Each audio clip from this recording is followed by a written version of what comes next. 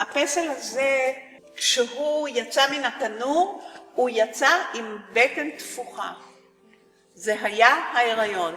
בתור הריון, גדעון לא רצה אותו, אז כשהוא לא רוצה פסלים הוא שובר.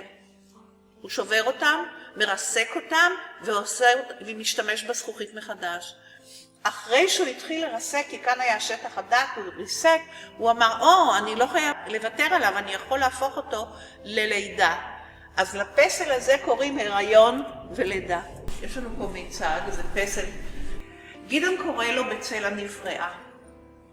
אנחנו יודעים שעל בריאת אדם וחווה בספר בראשית, יש לנו שני סיפורים. סיפור אחד שנוטים לשכוח אותו, שאלוהים ברא את אדם וחווה, בצלמו ובדמותו בראם שווים. את זה לא נוטים לזכור. זוכרים את זה שאלוהים ברא את האדם, האדם הלך לישון, אלוהים לקח לו צלע, וממנה ברא את האישה.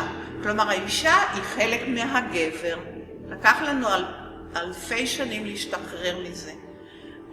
לא לכל הנשים, בעולם עוד יש נשים ששייכות לגברים. עכשיו גדעון לקח את הצלע,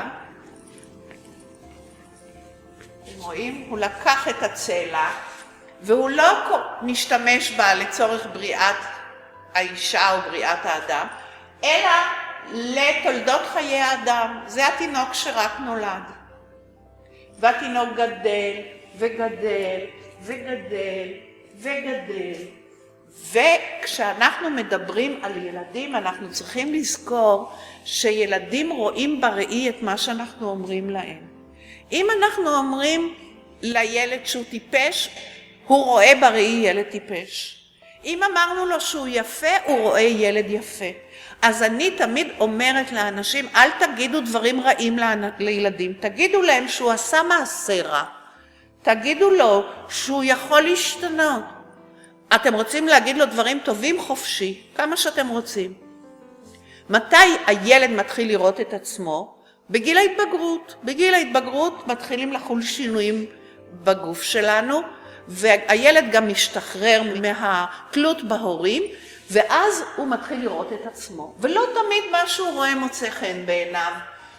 העיניים לא בסדר, השומנים, האוזניים בולטות, כל מיני דברים. היום במאה ה-21 אין בעיה לתקן את זה, עושים ניתוחים.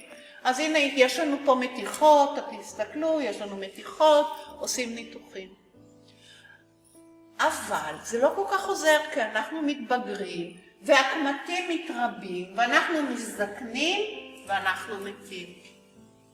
אז יש לנו פה בעצם את תולדות חיי הבן אדם, לא חשוב שזה עשוי בתור אישה, בצורת אישה, יש לנו פה את תולדות חיי האדם מרגע היוולדו עד רגע מותו.